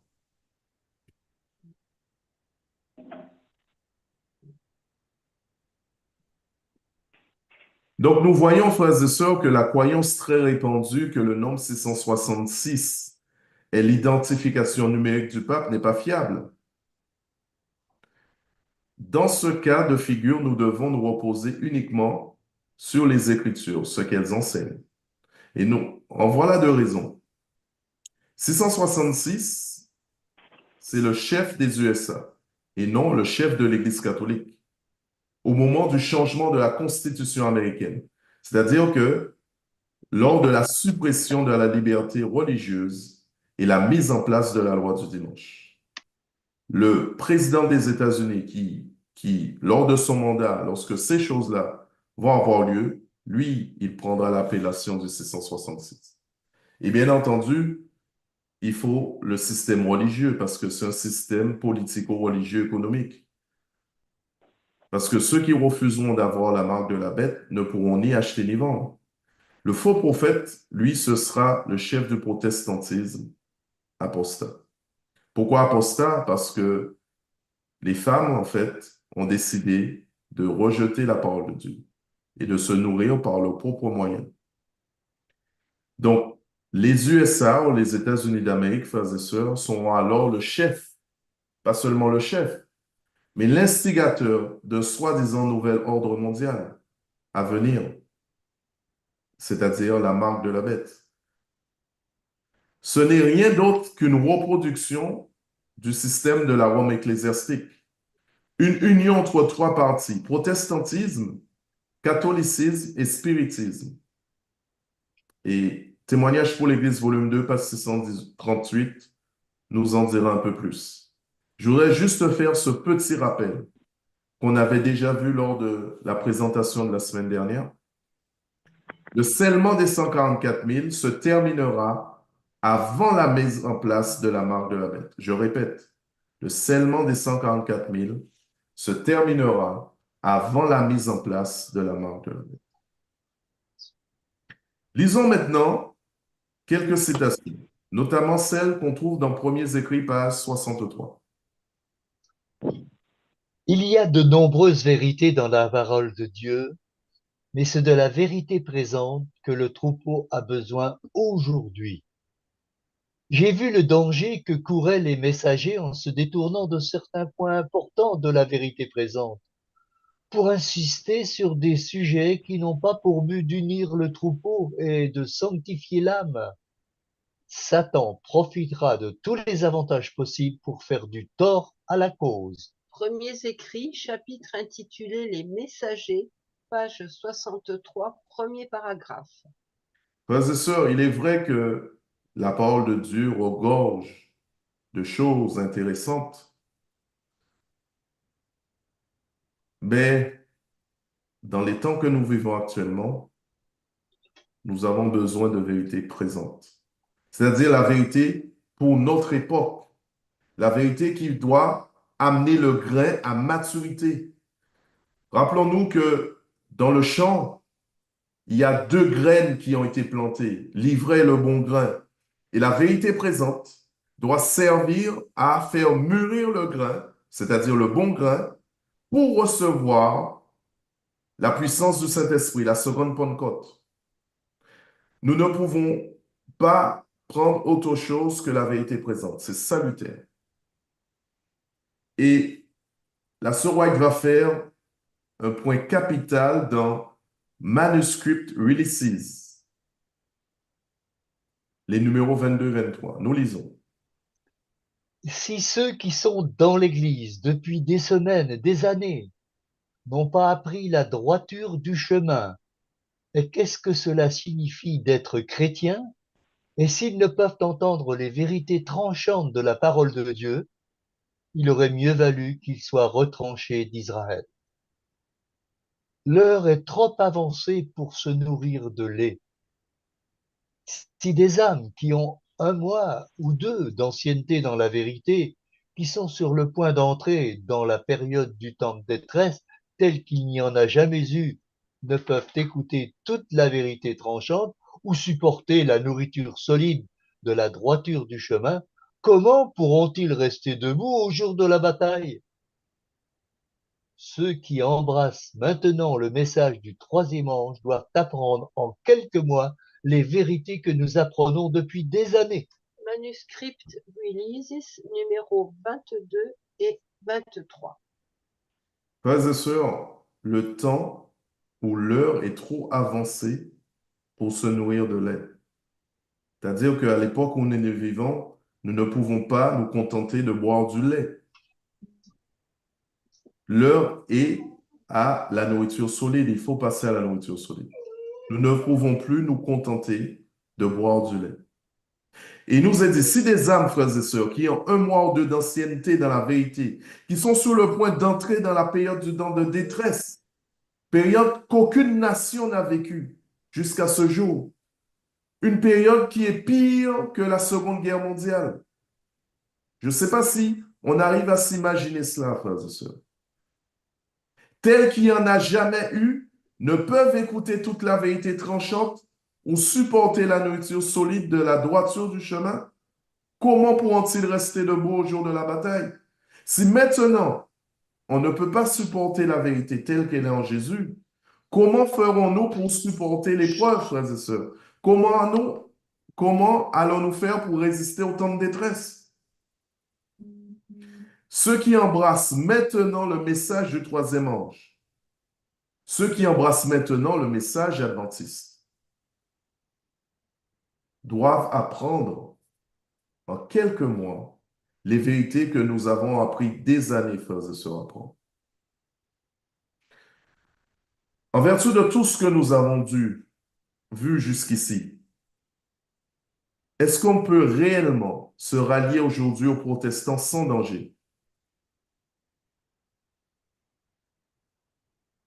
Et je finirai cette présentation avec cette dernière citation qu'on peut trouver dans le bulletin de la Conférence générale de l'année 1901. Voici ce que Wagoner, un des hommes que Dieu a choisi en 88 pour prêcher le message de la justice du Christ, voici ce qu'il déclare dans la Review and Herald. Quand Dieu aura donné son témoignage au monde, son pouvoir de sauver au mieux des êtres pécheurs et de leur permettre de vivre une vie parfaite dans une chair de péché, alors il fera disparaître nos infirmités et nous donnera des meilleures conditions de vie, mais il faut que le miracle soit opéré chez le pécheur, pas seulement dans la personne de Jésus-Christ, mais dans Jésus-Christ reproduit et multiplié chez les milliers de ses disciples, de sorte que la vie parfaite, le caractère du Christ, se verra non pas seulement dans des cas isolés, mais dans l'Église entière et sera manifesté au monde. Ce sera là la dernière œuvre qui sauvera ou condamnera le monde. Bulletin de la conférence générale de 1901, Wagner, page 406, revue Inderod. Frères et sœurs, nous arrivons au terme de la présentation. Et comme on a vu tout à l'heure, frères et sœurs, le temps que nous vivons des instants solennels. Le temps est grave et nous devons faire des choix. C'est-à-dire arrêter de boire du lait et passer à la nourriture solide. Et pour ceux qui sont déjà à cette nourriture solide, de continuer à apprendre davantage du Seigneur. Le mystère de Jésus, Dieu veut révéler le mystère de Jésus en nous. C'est-à-dire comment il va procéder. Eh bien, frères et sœurs, il faut que, comme nous le dit Wagner, que le miracle soit opéré chez le pécheur. Comment ça? Comment ça? Ben, pas seulement dans la personne de Jésus-Christ, mais dans Jésus-Christ reproduit et multiplié chez les milliers de ses disciples, de sorte que la vie parfaite, le caractère du Christ se verra non pas seulement dans des cas isolés, mais dans l'Église entière et sera manifesté. Amen. C'est cela que Dieu attend de nous, frères et sœurs. Est-ce que nous voulons nous inscrire dès ce soir dans ce processus de changement? Est-ce que dès ce soir, nous voulons, frères et sœurs, arrêter de consommer du lait? Est-ce que dès Oui. ce soir, nous voulons passer à la nourriture solide? Est-ce que dès ce soir, nous voulons rompre avec le Oui. protestantisme apostat? Est-ce que dès ce soir, nous voulons rompre avec le catholicisme déchu? Est-ce que dès ce soir, nous voulons embrasser le message des trois anges? Oui. Le choix nous appartient, frères et sœurs. Que le Seigneur nous aide, qu'il continue à veiller soigneusement sur ses enfants et que par nos vies, frères et sœurs, nous lui soyons agréables. C'est ma prière pour vous et pour moi. Amen. Amen, amen. Amen. Amen. Amen. Amen. Amen et merci beaucoup, Frère Samson, pour cette présentation. Amen. Et tu as pris beaucoup de temps. Et donc, j'espère que nos frères et sœurs, vous allez tous nous pardonner qu'on a pris un peu plus de temps et on va dépasser finalement ce qu'on avait prévu. Je propose quand même un temps de, je sais pas, 5 à 10 minutes pour les questions, s'il y en a, avant de clôturer avec une prière. J'ai vu qu'il y avait une question dans le chat déjà. Et sinon, je vous demande de lever la main virtuelle afin qu'on puisse vous prendre. Je ne trouve pas. Sœur Nicolas, bonsoir, bonsoir à tous, excuse-moi. Je ne trouve pas le de la main, mais j'ai des questions. Après cette question, si tu peux répondre, s'il vous plaît. Ok, Parce que je ne trouve ok, pas pas de problème. D'accord. Je te remercie. Donc, Patrice, est-ce que tu veux lire la première question qui était dans le chat? Oui, oui, oui.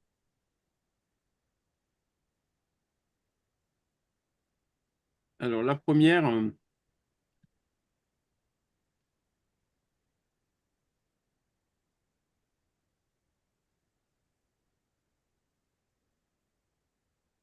je pense que c'est celle-là, la première, donc de la part de Niki.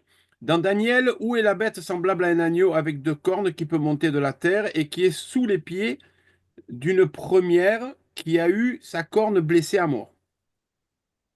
Voilà, c'est une question. Point d'interrogation. Tu peux reprendre la question, s'il te plaît, frère Oui. Patrice? Oui, oui, oui. Dans Daniel, où est la bête semblable à un agneau avec deux cornes qui peut monter de la terre et qui est sous les pieds d'une première qui a eu sa corne blessée à mort? Alors, c'est pas dans Daniel, c'est dans Apocalypse 13.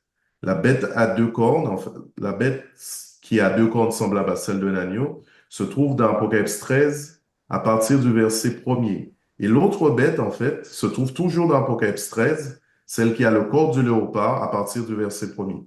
Donc, une bête au verset 11 et une bête au verset premier. D'accord. Donc la question, où se trouve-t-elle? Où est-ce qu'elle... Ah oui, d'accord, tu le dis dans... Apocalypse 13, verset premier et Apocalypse 13, verset 11. Ah oui, ok. D'accord. Donc c'est peut-être la question. Niki, je pense qu'on a... Je ne sais pas si on a répondu à ta question. En tous les cas, tu as le chat pour demander une extension de la question. Et puis, il y a une autre par rapport à ce 666. Donc, il faut expliquer, parce qu'il y a eu des réactions, il faut expliquer donc aux frères et sœurs que le 666 n'est pas crédible comme on l'entend, le Vicarius Filii Dei, hein, parce qu'on a aussi vu que Ellen White faisait aussi 666. Donc, voilà. Hein, Je sais que dans nos milieux, en fait, et on a entendu ça beaucoup à l'église, avec le nom qui figure sur la tiare du pape, le chapeau, le fameux chapeau, ce que tu as dit, hein, Vicarius Filii Dei, en faisant le total en chiffres romains de ce nom, on retombe sur 666. On prend Ellen White et on retombe aussi sur 666. J'ai pas voulu essayer avec mon nom. C'est pour montrer en fait que le système de numérologie est Ça ne arbitraire tient pas debout. parce que plusieurs personnes en fait, leurs noms peuvent faire 666. Ah, Donc, ça ne tient pas debout. donc ça peut pas coïncider. Et surtout lorsqu'on a lu dans l'inspiration, dans un mot petit troupeau à la page 8 et 9, la servante du Seigneur Ellen White, elle place le 666 pas sur la première bête, mais sur la seconde bête, les États-Unis d'Amérique. Ok. J'espère que ça a répondu. Il y a une question de Samsung JP. Si tu peux donner la parole, Frère Patrice, à... Voilà, très bien. oui, Il a déactivé, c'est bon. oui, voilà. Oui, oui, bonsoir. Je voudrais savoir, après la présentation, quel est le message pour notre temps. Alors, le message pour notre temps, c'est que le protestantisme, en fait, de l'époque de William Miller, pas de William Miller, de Martin Luther, eux, ils protestaient contre qui? Contre le système du catholicisme romain. 500 ans plus tard, et même 707 ans plus tard, ce protestantisme a apostasié dans le sens que il dénonce plus les hérésies, il dénonce plus les erreurs, mais ils se sont rapprochés dans une forme œcuménique de la religion.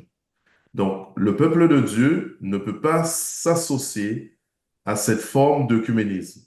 Il doit conserver la vérité, puisqu'on avait vu que Martin Luther a dit que c'est en prêchant la vérité que cette vérité a renversé, en fait, le pape et tout le système papal.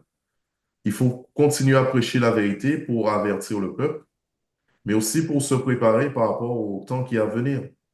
Dans un temps, un futur, et je pense proche, on aura on aura un fort affaire avec le système de la marque de la bête, et initié par les protestants qui ont apostasé. Attention, j'ai une question, si tu permets. Vas-y, Marco. Si j'ai bien compris, le 666, ça sera le chef du protestantisme apostat.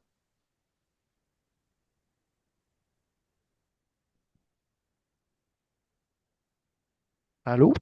Oui, reprends ta question, s'il te plaît. J'ai bien compris, le 666, ça sera le chef du protestantisme apostat. Alors, le 666, ce sera le chef, en fait, de la puissance de la bête, c'est-à-dire le chef des États-Unis, le président des États-Unis à l'époque où la marque de la bête va sortir, c'est-à-dire à l'époque où il y aura le changement de constitution et la mise en place de la marque de la bête. D'accord.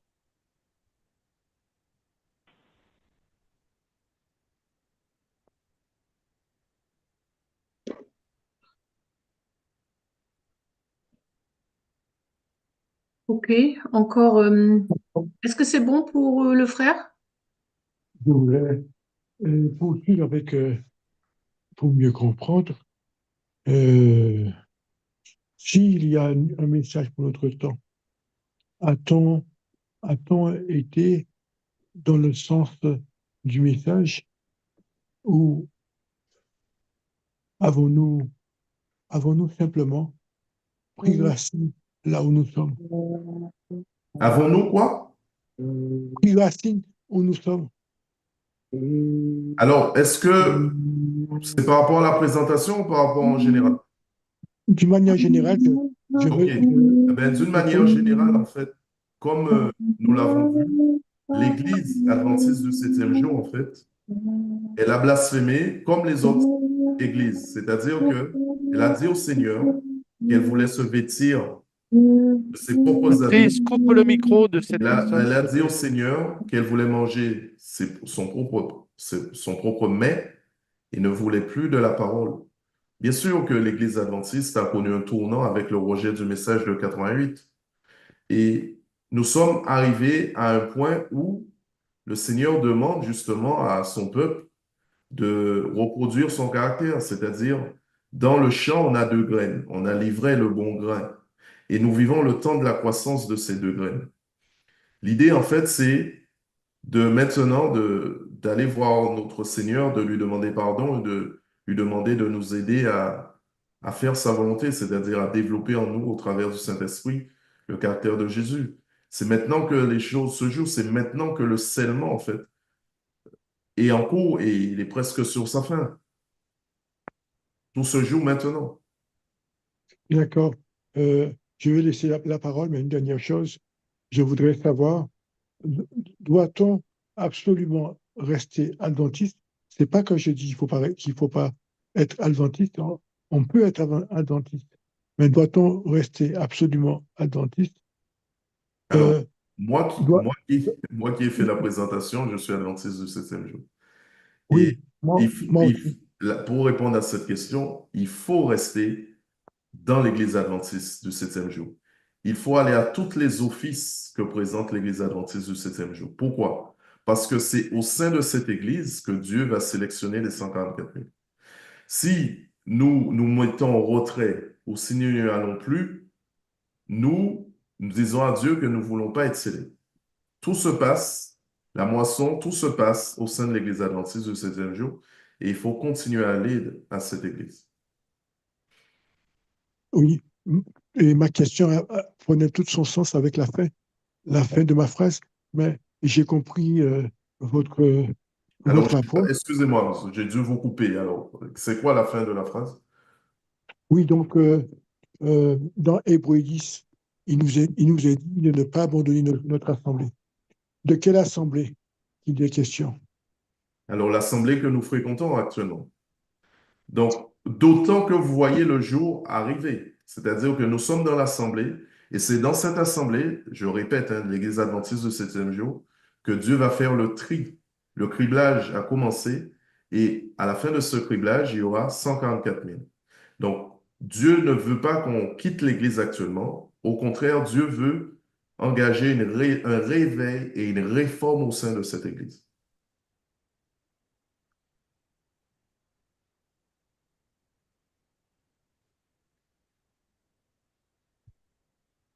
Ok, merci pour ces éléments de réponse, frère Sanson.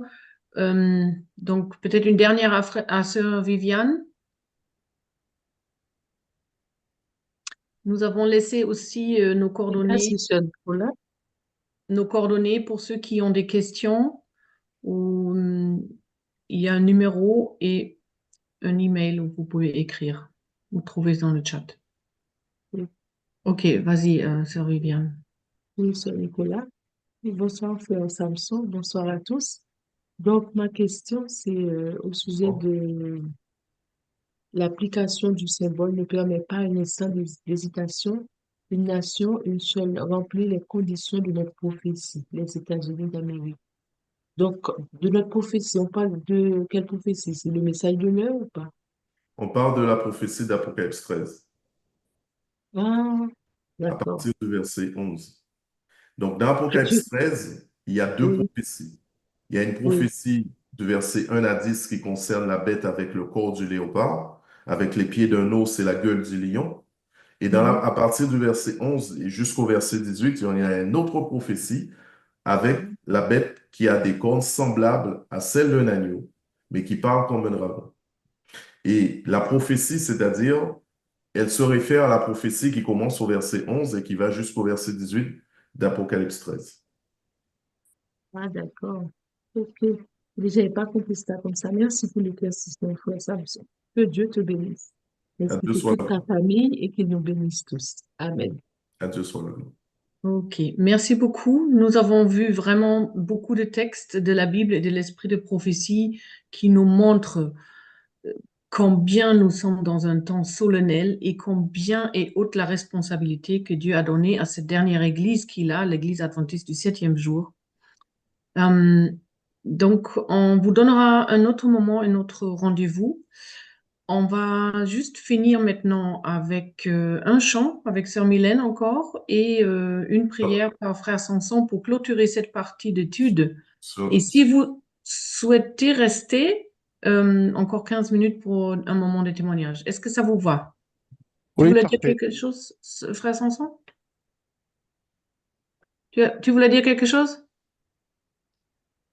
Oui, je voulais dire en fait par rapport à la suite, mais ça, je peux voir ça à la fin. Je laisserai ça pour la fin. Ok. Alors, Sœur Mylène, je te laisse la place. Merci beaucoup. Alors, merci beaucoup pour ce message, pour cette étude, Frère Samson. J'ai compris encore plus beaucoup de choses. Et j'invite à chacun de vous à partager ce chant. Bon, on fait comme au départ, hein, vous chantez. C'est le 339, Mon Sauveur.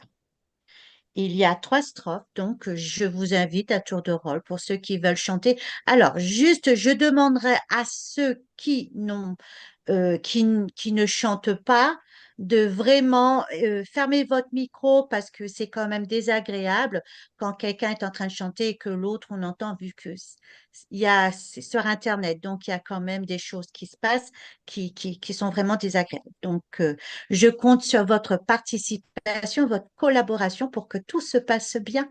Merci beaucoup. Alors, le 339, je vous invite à chanter. On y va.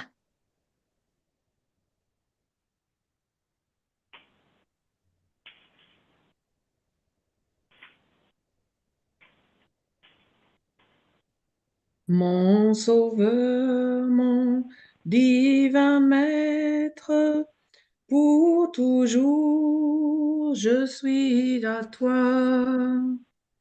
Tu possèdes tout mon être, purifié et blanchis-moi. Dans la parfaite lumière, fais-moi marcher avec toi, règne sur ma vie entière, pour toujours, sois tout pour moi.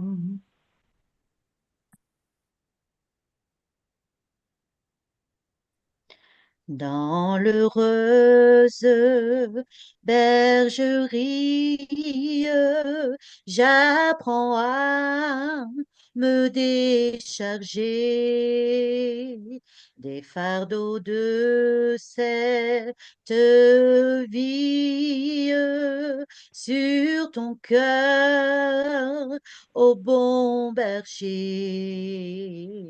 Dans la parfaite lumière, fais-moi marcher avec toi. Règne sur ma vie entière pour toujours. Sois tout pour moi. Jésus sauveur adorable, que j'avance avance chaque jour sur le chemin véritable, dans la joie et dans l'amour, dans la parfaite lumière. Fais-moi marcher avec toi, règne sur ma vie entière, pour toujours, sois tout pour moi. Amen. Merci à tous pour votre agréable participation et j'inviterai le frère Samson à nous guider dans la prière finale. Alors, je vous invite tous à, à prier avec nous. Prions ensemble. Active ton micro, frère Samson. OK. Prions. Vous m'entendez? Oui, on t'entend. Ok. Prions ensemble. Notre Père qui est dans les cieux, nous voulons te remercier. Alors que le monde va fêter ou est en train de fêter Halloween, nous voulons comprendre que cette date, en fait, a une portée plus spirituelle, dans le sens que elle nous rappelle, en fait, le début du protestantisme et encore le début de la chute de l'Église catholique et l'émergence, le retour à la vérité. Et c'est dans cela que nous voulons nous inscrire, Père éternel, dans cette vérité, sur la Scriptura, avoir comme seule base de foi les Écritures. Que tu puisses nous aider à sonder ces Écritures plus que jamais auparavant. Nous vivons des heures solennelles. Le moment est grave. Que tu puisses nous aider à organiser notre temps de manière à te donner un temps de qualité, Père, de manière à pouvoir apprendre de toi, de pouvoir développer un peu plus le caractère de Jésus-Christ, encourager nos frères et sœurs à faire de même et être dans le combat spirituel dans le sens que chaque jour un peu plus, tu nous aides à avoir l'avantage sur l'ennemi. Continue à nous fortifier, Père, continue à nous instruire, continue à nous aider à avoir la crainte de Dieu et à refléter son image et que tu puisses bénir chacun, chacune, que tu puisses nous venir nous prendre là où nous sommes et nous élever par l'intermédiaire de Jésus-Christ jusqu'à la stature parfaite de Christ, à l'état d'homme fait. Aide-nous à comprendre que le moment n'est plus à boire du lait, mais le moment est venu pour nous de passer à cette nourriture solide, cette nourriture qui va nous permettre de choisir le bien et de rejeter le mal. Alors que nous vivons la croissance des deux graines, Père éternel, aide-nous à développer les vertus chrétiennes, mais surtout les sentiments qui étaient Jésus-Christ et posséder son caractère. Continue à bénir ton peuple, Père, pardonne-nous, aide-nous à reconnaître nos erreurs et te laisser diriger nos vies. Nous t'en prions au nom de Jésus. Amen. Amen. Amen. Amen, amen. Amen. Amen. Alors, comme nous avons bien Amen. avancé dans le temps, je propose, alors je vous remercie chacun de votre présence et j'espère que on avait tous compris le temps solennel que nous vivons et la nécessité aussi de s'approprier de cette nourriture solide que Dieu nous propose. Donc, pour ceux qui sont attirés par le lit, je vous laisse partir. Pour ceux qui souhaitent encore entendre peut-être un ou deux témoignages, vous êtes invités à rester avec nous encore.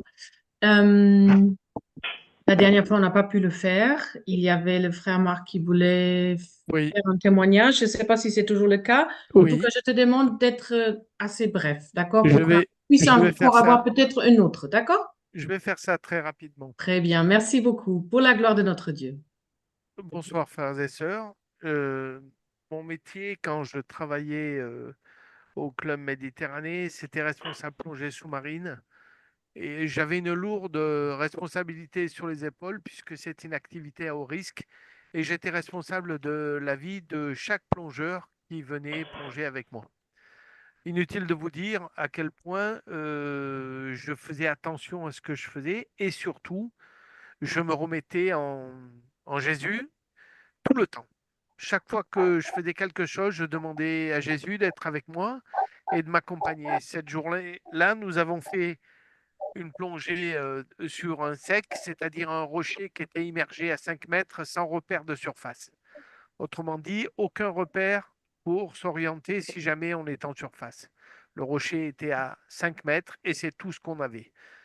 Nous voilà partis, je pars en premier et naturellement, comme j'ai commencé en premier, je termine en premier. Et au retour à la chaîne pour remonter sur les bateaux, je me rends compte qu'il n'y avait plus de bateau. Là, c'est terrible parce que j'ai tous les gens tous les plongeurs qui sont en dessous et qui n'ont pas encore terminé leur plongée, et moi qui suis arrivé en premier à la décompression. Donc là, je demande à Jésus, et je lui dis, Jésus, aide-moi, parce que je sais plus comment faire.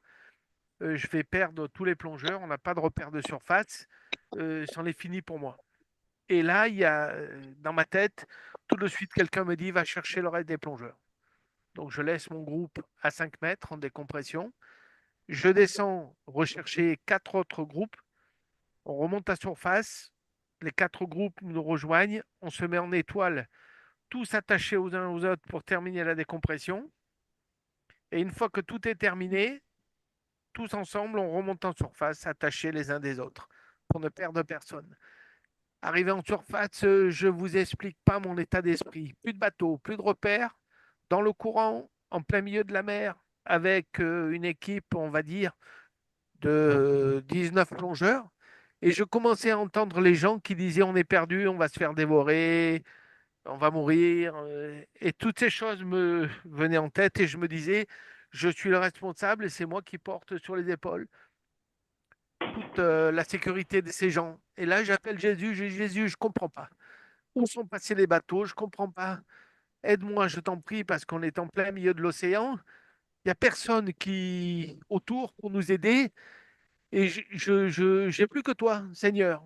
Aide-moi. Et au moment où j'ai terminé et que j'ai dit Seigneur, aide-moi, j'ai vu arriver les bateaux. Alors, je vous précise que celle qui était responsable de la sécurité en surface, elle avait bringué la veille, elle s'était endormie, et quand la chaîne du bateau a cassé, elle ne s'est pas rendue compte que le bateau dérivait. Mais le Seigneur avait fait une chose merveilleuse, il avait permis qu'une seule des plongeuses ne plonge pas, parce qu'elle a eu un problème d'oreille, et du coup, cette cliente a pu conduire le deuxième bateau pour pouvoir rejoindre les groupes qui étaient en surface à la dérive. Je voudrais juste vous dire que quand vous êtes à la dérive et que vous n'avez pas de repère visuel et que vous avez 19 personnes qui commencent à jaser et à dire on va mourir, on va se faire dévorer, on est perdu, c'est fini pour nous, votre état d'esprit dans ce moment-là, il a besoin de s'accrocher sur quelque chose qui est vraiment énorme. Et le seul qui est énorme, qui est le seul qui est gigantesque, le seul qui est miséricordieux, c'est notre Père bien-aimé. Amen. Amen. Voilà ce que je voulais dire. Merci pour votre... Amen, amen. Amen. Merci pour ces Amen. témoignages puissants. Est-ce qu'il y en a encore 2 minutes, on va dire? Est-ce que quelqu'un souhaite encore parler de ce qu'il a vécu avec Dieu?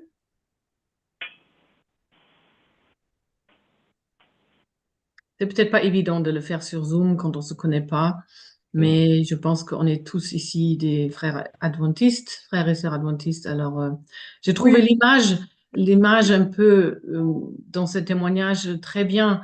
Est-ce que dans le temps de trouble aussi, on va se tenir la main et se soutenir, s'entraider et voilà, pour rester à la surface.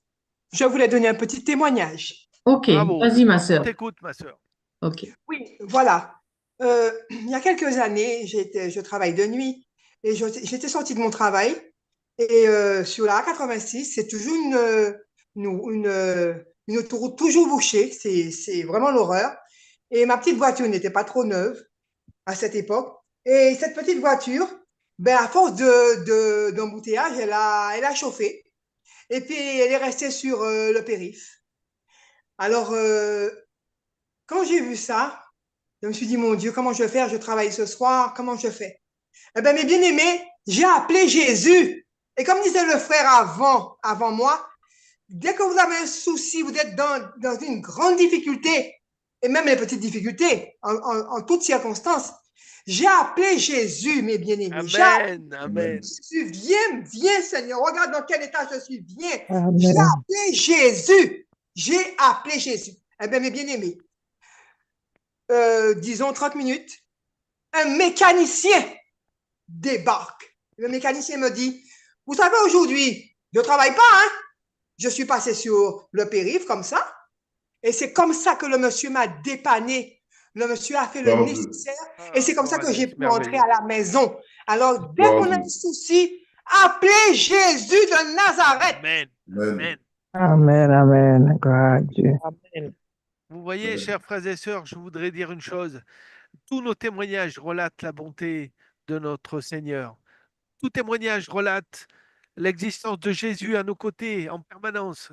Donc témoignez, je vous prie, témoignez pour porter à chacun votre relation avec Jésus. C'est très important. Merci, merci à cette sœur qui nous a fait un beau Pour encourager témoignage. les autres. Amen, amen. Alors, je vous remercie pour votre courage que vous avez pu témoigner. Merci, la sœur et frère Marc. Avant de nous quitter, je propose, si quelqu'un veut bien, juste chanter la première strophe de 523. Oui, tout est bien. Parce que si on se tient à la main à notre Sauveur dans toutes les circonstances, dans notre quotidien comme dans des événements peut-être plus graves et urgents, tous les jours, alors dans ce cas-là, on peut dire oui, tout est bien parce qu'on est avec notre Sauveur. Est-ce Oui. que quelqu'un veut bien chanter juste la première strophe avant de nous quitter? Et Je peux le chanter? et je vous remercie chacun de vous et à une prochaine fois. Je Merci. peux le chanter? Vas-y, Viviane. OK, merci. Oui, tout est bien.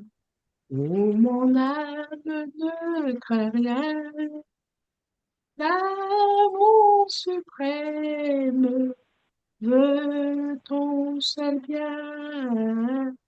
Les flots, les vents, les mesures à son enfant. Dieu, toujours le même, veille sur nous tendrement. Dans nos détresses, Dieu nous tend ses richesses, son grand amour, veille nuit et jour, à nos douleurs. Il veut former nos cœurs, car Dieu comprend, il entend, il délivre toujours. Attention, sa promesse demeure jusqu'au grand jour. Amen. Amen, Merci amen. et au revoir à tous. Amen. On va... Alors, sœur Nicolas, juste Oui, avant qu'on se oui, quitte, vas-y, vas-y. voilà, je voulais juste faire une annonce. En fait, on a l'habitude de se retrouver une fois par mois sur ce Zoom pour faire des présentations de ce type. En fait, on a profité des dates au mois d'octobre, 22 et 31 octobre, marquant pour l'adventisme et pour la chrétienté en général, pour faire ces présentations. Et il y a une date, toujours du mois d'octobre, qui volontairement, on n'a pas fait de présentation. Pourquoi? Je vais vous dire parce qu'on a l'habitude de le faire au mois de décembre, cette présentation. En fait, c'est l'anniversaire de la naissance de Christ. Christ n'est pas né en décembre comme certains le pensent, mais il est né au mois d'octobre. Et Amen. bibliquement, avec l'esprit de prophétie et la Bible en main, on pourra le démontrer. Donc, je vous donne rendez-vous tous comme vous êtes, comme nous sommes, le 21 décembre. Et vous serez avertis, bien sûr, on vous enverra l'invitation en temps voulu. Je vous souhaite une bonne soirée et continuons de, comme disait la sœur, d'appeler Jésus-Christ. On sera au rendez-vous, Samson. Amen. Ok, nous sommes Merci obligés beaucoup. de terminer et de fermer le Zoom. Merci Oui. à tous encore pour votre présence, pour votre respect aussi par rapport au micro, etc. Donc, merci beaucoup. Et je vous dis au revoir, à la prochaine. À la prochaine. Au Au revoir. revoir. Au revoir. Au Bonne revoir. soirée. Au revoir. Merci. Bonne soirée. Au revoir et merci. Merci. Que Dieu vous bénisse. Amen. Également. Oui, vous aussi, que Dieu vous bénisse.